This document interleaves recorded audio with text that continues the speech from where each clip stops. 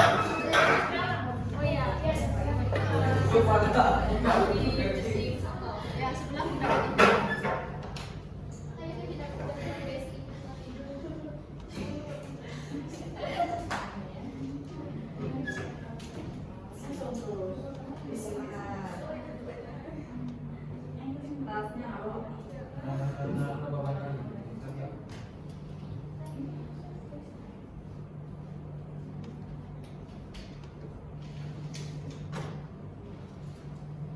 Assalamualaikum warahmatullahi wabarakatuh.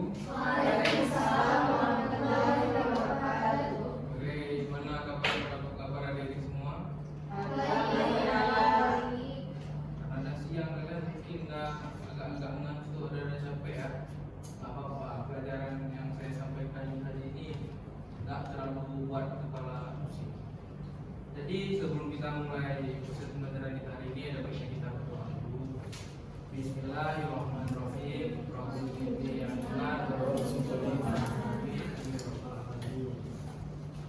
Oke, saya cek kehadiran kalian dulu ya. Hadir semua hari ini? Hadir semua hari ini? Enggak ada yang bolos nih? Kalian tahu kan siang kan ada yang mau masuk lagi, ada karena ada panas ya. Bismillah. Nurul Husna, Rukmawati, ada Salmi Aramungi, Indah Uskia, Nurul Pak Buana, Putri Melisa, Iramizi Susmita, Nia Kausarina, Hadirna Faradila, Putri Tur Habibi, Sarah Himina Anwar, Nabila Dila, Arisna Sekia, Raja Siti. Hadir semua, alhamdulillah. Berarti kalian masih semangat kan ya? Apa nggak semangat lagi? Semangat lah. Nggak susah kali ini pelajarannya. Jadi kalau bisa ini ada masih nggak perlu di atas meja di sini. Kalau misalnya ada sampah nanti dibuang ya. Jangan kotor-kotor lagi. Kasihan sedikit lagi pada kita. Oke, baik. Kemarin kalian udah belajar tentang apa itu larutan elektrolit dan non elektrolit. Siapa yang masih ingat apa itu larutan elektrolit dan non elektrolit?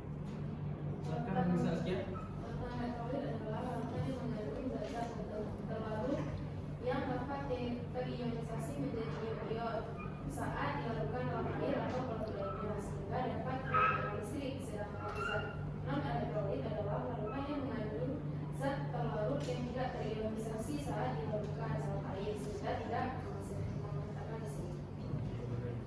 Ya. Semua masih yang lain masih ingat juga kan apa itu larutan elektrolit dan non elektrolit kan? Masih. Alhamdulillah. Kamu lupa cepat ini. Nah, selanjutnya ini gambar apa nih? Lampu. Seperti kalian jadi kalian bakal jawab yang mana berarti kan?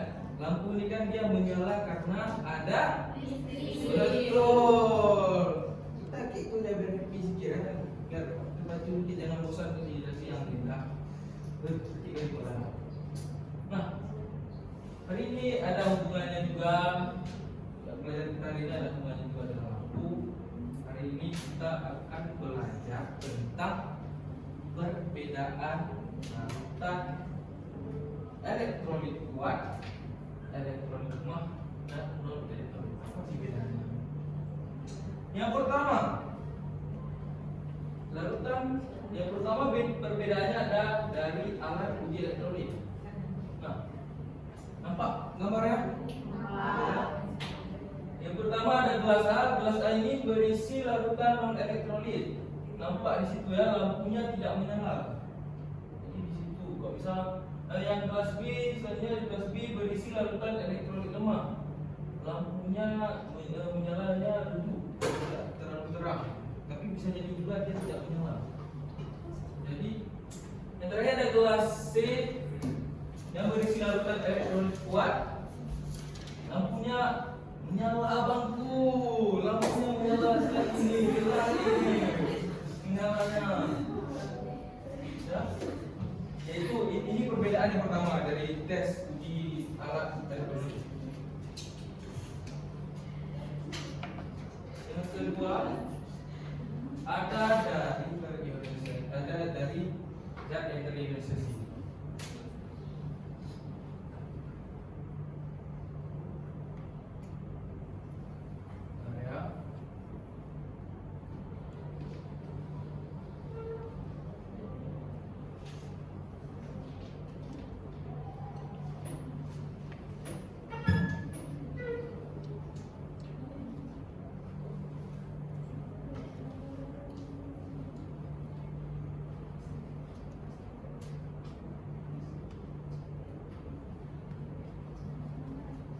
Jadi zat terlarut dalam larutan elektrolit kuat dia akan terionisasi sempurna. Contohnya larutan HCl. HCl dalam larutannya akan terionisasi sempurna menghasilkan ion H+ dan ion Cl-. Nah, reaksi ini disebut reaksi irreversible, artinya reaksi tidak berbalik yang ditandai oleh arah panah satu arah. Selanjutnya, zat terlarut dalam larutan elektrolit lemah dia terionisasi sebagian. Contohnya larutan CH3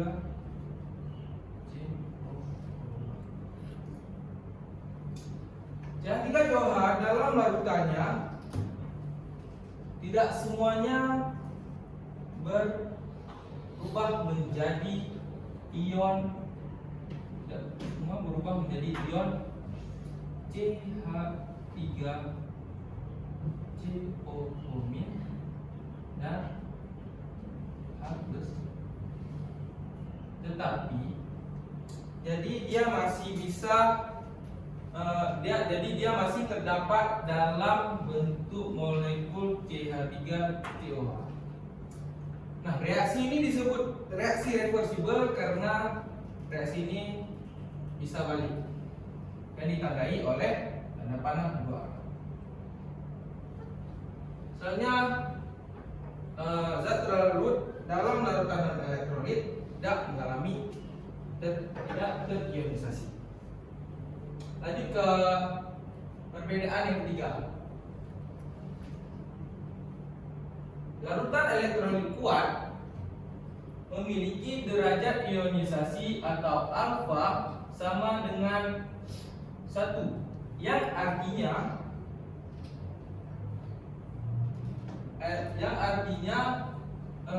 larutan yang artinya mol yang terionisasi sama dengan jumlah mol mula-mula. Selanjutnya pada larutan elektrolit lemah, memiliki derajat ionisasi atau alfa lebih dari 0 atau kurang dari 1, yang artinya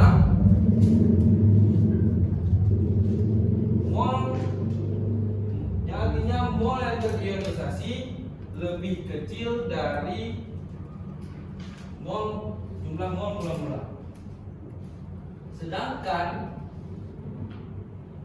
larutan non elektrolit memiliki derajat ionisasi atau alfa sama dengan 0. Artinya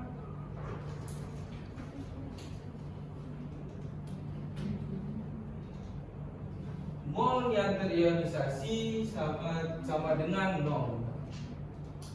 Oke, selanjutnya kita akan mengetahui contoh-contoh dari elektrolit kuat, elektrolit lemah, dan non elektrolit.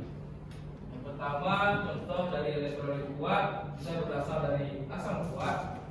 Contohnya ada HCl dan HNO dan HNO juga. Bisa juga berasal dari basa kuat, NaOH dan NaOH, dan bisa juga berasal dari larutan garam, NaCl dan KCl.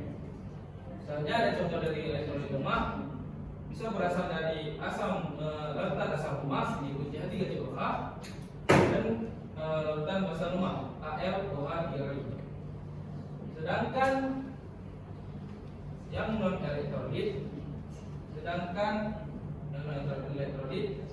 biasanya yang dari larutan dari senyawa kovalen non polar. Contohnya ada larutan urea CONH2 dua kali dan larutan glukosa C6H12 .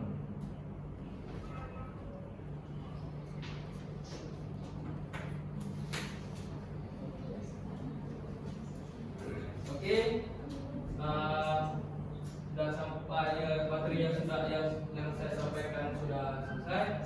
Sekarang saya ingin memberikan tugas kepada kalian.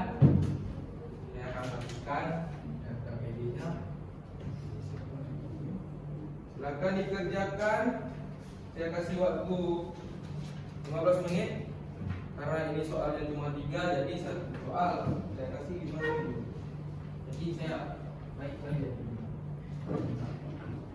Silakan dikerjakan, saya kasih waktu 15 menit.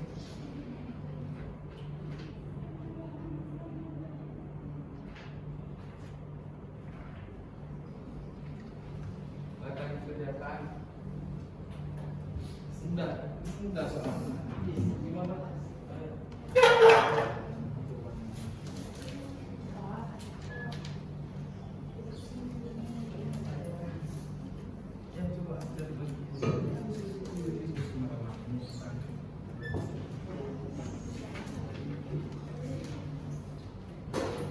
Oke, karena waktunya sudah selesai, tolong dikumpulkan ke depan.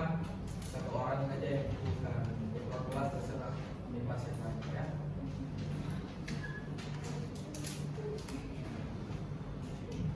Oke, terima kasih. Semoga jawaban kalian nggak ada yang salah ya. Betul semua ya. Jadi hanya bagus, tak tidak kali kan. Tidak nanti kan kalian harus berusaha lagi. Oke, baik. Tentang pembelajaran hari ini ada yang bisa mengambil kesimpulan. Tolong satu orang mengambil kesimpulan.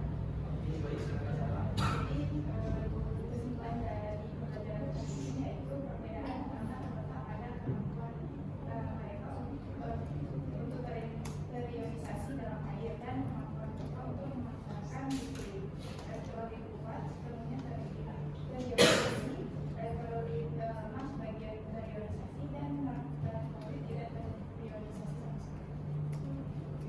Terima kasih ya. Ada saran, semoga yang lain juga. Apakah yang lain merasa yang saya jelaskan hari ini tidak ada yang tidak paham atau ada yang kurangnya? Tidak. Alhamdulillah. Mudah kan nggak susah lagi kan? Alhamdulillah. Nah, karena saya baik hati ya, jadi saya nggak akan kasih tugas kalian buat urusan. Kalian cuma harus belajar aja buat pelajaran untuk selanjutnya. Jangan lupa belajar tentang asam basa. Ya, jangan lupa belajar. Nanti kalau lupa belajar nanti pas tanya minggu depan kita tahu. Jadi kita harus ada poin. Baik, karena sudah sampai di akhir, saya ingin menutup satu orang. Kali ini saya harus suruh satu orang buat memimpin doa. Coba satu orang memimpin doa. Silakan siapa aja. Bismillahirrahmanirrahim. Subhanallahumma wa bihamdika asyhadu an la ilaha illa anta astaghfiruka wa atubu ilaik. Amin amin ya rabbal alamin. Apabila saya ada salah pengucapan atau salah kata, saya mohon maaf. Saya tutup. Wabillahi taufiq wal hidayah. Wassalamualaikum warahmatullahi wabarakatuh.